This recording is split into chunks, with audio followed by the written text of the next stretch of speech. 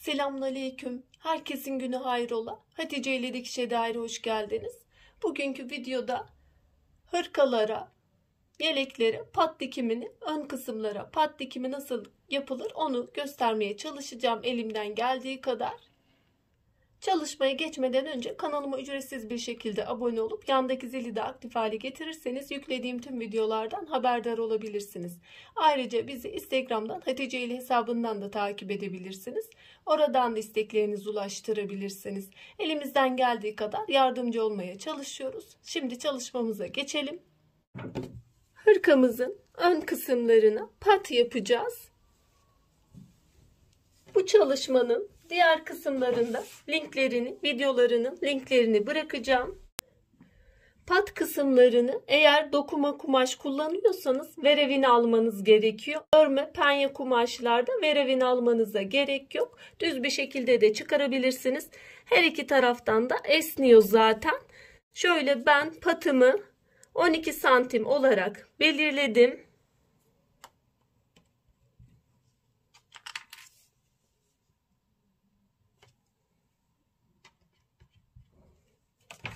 Bu şekilde çizeceğim.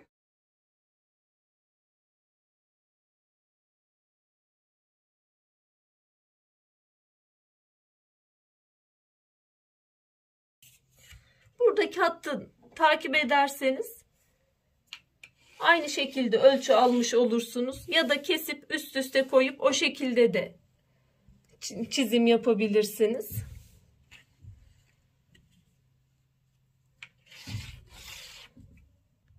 Aldığım ölçüden kesiyorum. Ben bir boy çıkardım. Kumaşınız yetiyorsa tek bir şekilde de alabilirsiniz. Ben 2 boy şeklinde alacağım.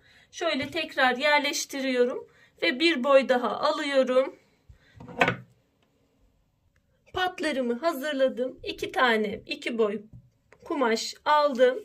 Kumaş enim olarak 12 santim. Şu şekilde katlanacak. Patlarım 6 santim şeklinde 1 santim dikişe gider. 5 santim şeklinde kalacak.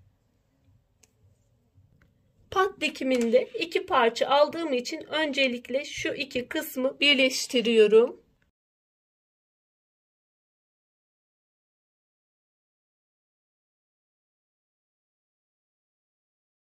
Bu dikişi yaptıktan sonra şimdi şu şekilde yapacağız. 2 kat dikiş birbiri üzerine gelecek.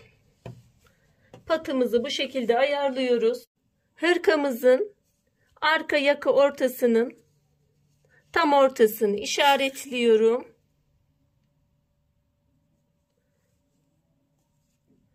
Şuradan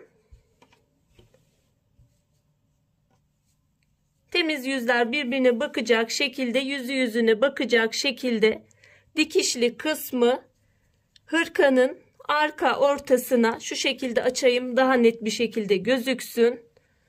Şu şekilde denk getiriyorum ve iğneliyorum. Eğer bu şekilde şuraları isterseniz bir overlock çekin ya da temizleyin, dikiş atın. Artık her ne yaparsanız o şekilde daha kolay olacaktır. Eğer tek dikişle de yapmak isterseniz bu şekilde de yapabilirsiniz. Şu şekilde iğneliyorum aşağı kadar. Bu verevini şu şekilde kesimlerde pat kısmını biraz daha çektirerek iğneliyorum. Bu kısımları biraz daha toplaması için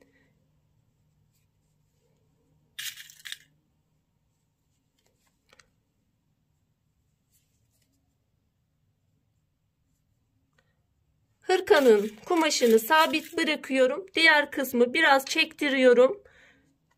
Biraz toparlaması için bunu yapıyorum. Çok değil ama çok hafif. Yakadaki gibi değil. Şu kadar, çok az bir fark oluyor. Şöyle çektirince tam oluyor. Bu şekilde iğneleyeceğim aşağı kadar. Yakanın ortasından başlayıp, arka yakanın ortasından başlayıp etek ucuna kadar iğneledim. Sadece sonuna kadar gitmedim. Bunun nedeni de katlama yapacağız. Burada köşe kısmı yapılacak. O yüzden sonuna kadar dikmiyoruz. Burada köşe kısmını da göstereceğim. İki tarafta da aynı şekilde sonuna kadar gelmedim. Şimdi şu kısma kadar buraların dikişini ve temizlemesini yapıyoruz. Patların dikimini yaptım. İğnelediğim kısımlardan diktim, temizledim. Dikimimizi bu şekilde pat kısmını bir tık çektirerek diktik ve bu şekilde oldu. Gayet de iyi bir şekilde oldu. Eğer dokuma kumaş yapacaksanız baskı dikişi de uygulayabilirsiniz. Örme kumaş olduğu için ben bunu yapmıyorum. Orta kısımda, yaka kısmı da bu şekilde.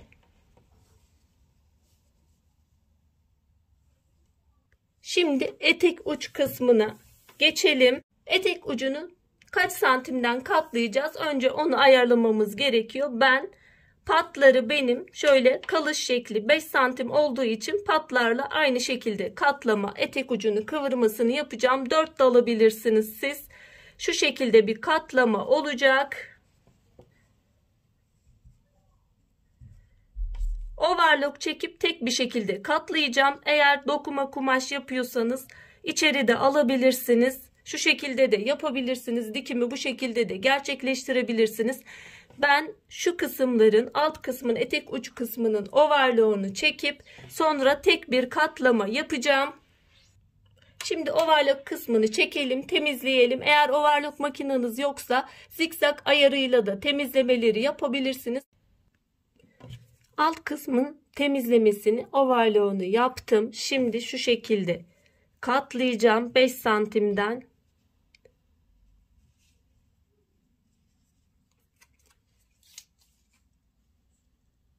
Santimden katlayıp iğneliyorum.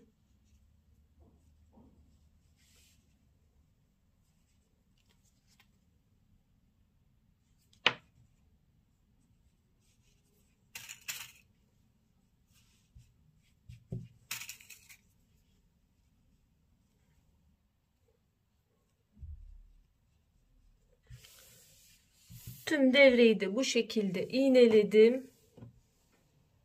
Şimdi bu alt kısmın dikimini yapmadan önce şurada şu mesafeyi, şu bitiş etek ucunun bitiş kısmının şu şekilde şuradan dikişi olacak ama şöyle ters çevireceğim. Önce buranın işaretini alayım. Şu şekilde bitiyor şu kısım. Şöyle işaretliyorum. Çizgimi çekiyorum. İğne de takacağım. Buradan da aynı şekilde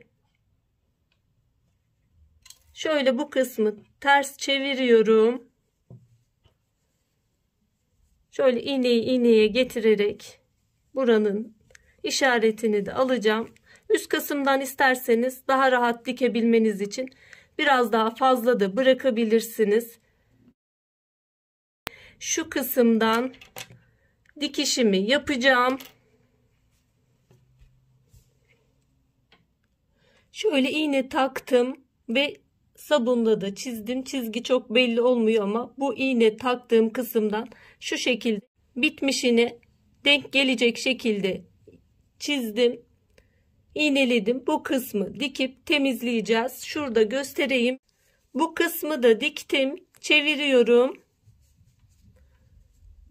Şimdi patların tamamen dikimini, şu kısımları da dikip bitirmiş olacağız. Diğer tarafı da aynı şekilde.